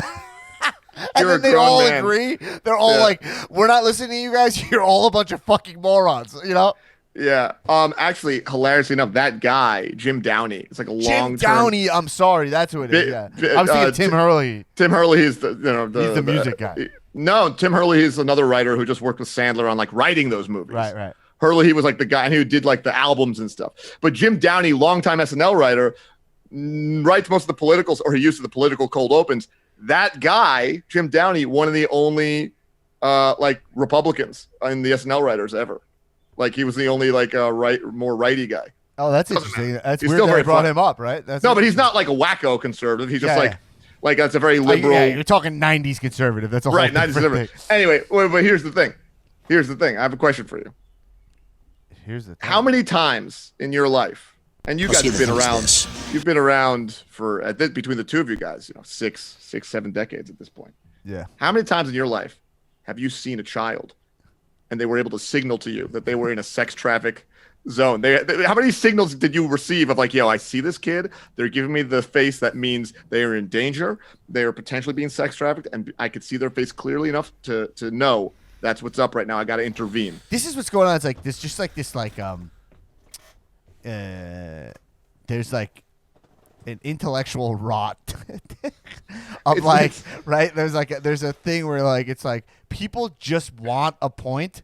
You know what I mean? They want to. I don't know. I don't know what's happening. They're like, sex trafficking. So that's it now. Like that's like the sex big thing. trafficking is a problem. Of course. And then a major problem. So instead of actually attacking that problem in like real helpful ways, which there are organizations, there's that like Jeffrey Epstein organization, right? That like you can donate to, and they're like taking down victims there and whatever. There's things you can actually do. Instead, it's make it a conspiracy version of an actual problem. You know? Yeah. You're like, what is that about? I don't get it. It's not intellectual rot. It's emotional.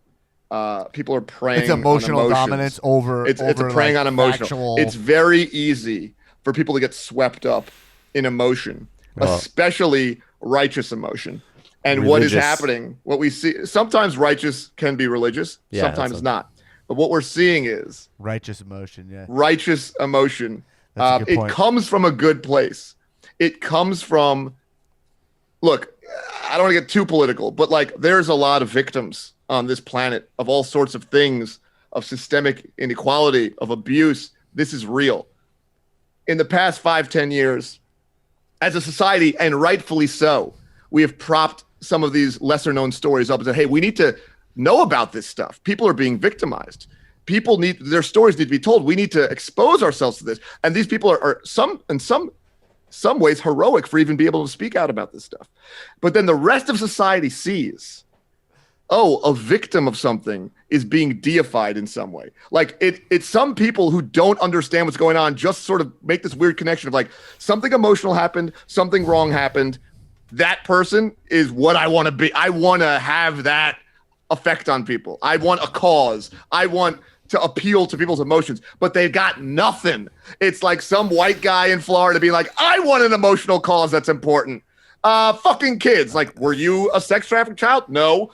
Have you ever seen it? No. You're just telling me that you as a guy don't like the concept of child abuse? Yeah, me neither, buddy. But like people they just want to get swept up in a thing, and all these people with nothing of substance or no real story to tell, they just like make one. They just like go with one. No substance and no story to tell. No wonder he works at NXT.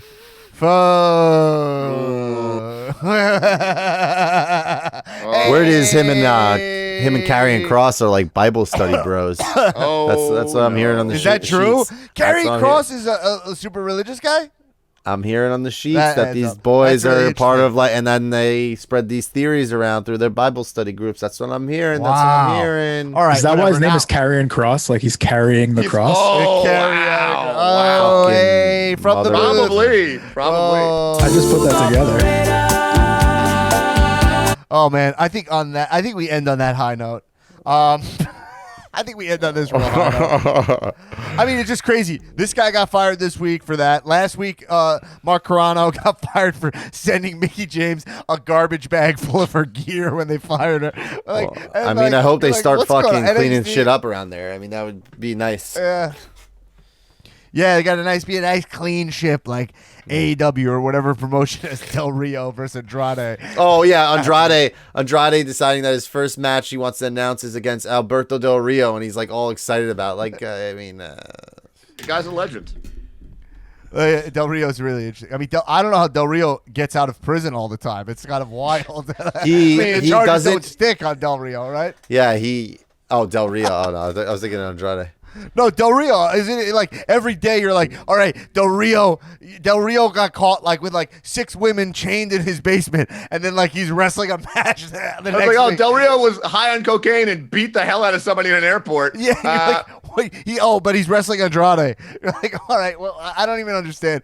I don't know what's going on there. Anyway, all right, let's end it. We're done here, everybody. Let's go. Remember, Let's get the fuck outta here. patreon.com/Comedians Wrestling. Support the podcast. Check out our bonus episode Friday mornings. We focus on NXT, AEW, maybe a little Impact this week, and just whatever we didn't cover this week here. And also, we just have fun. We're just, it's an extension, man. Come hang with us some more. And then also, we have the Cow Movie Club. That's going to be returning next week, I think Tuesday, with the Lana Space movie. Aaron will let us know what it is.